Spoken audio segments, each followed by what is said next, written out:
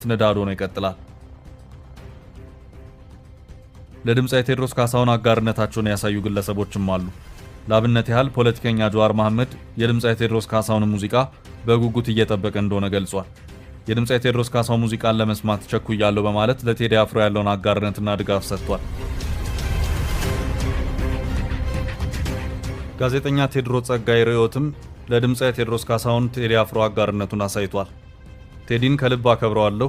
በትግራይ ጦርነት ሰዓት ሁሉም በትግራይ ላይ ሲነሱ፣ እሱ ግን በአስተውሎት ዝምታን መርጧል።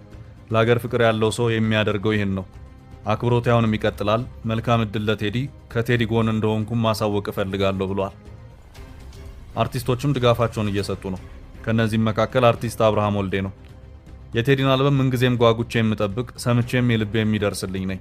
ዝም ሲል እንደ ኮረፌ ሊፈላ፣ ሲዘገይ እንደ ወይን ሊጣፍጥ እንደሆነ አውቃለሁ። የአሁኑ ደግሞ ጠበል መሰለኝ። ልክፍት ያለባቸውን የነካቸውን ማስለፍለፍ ጀምሯል።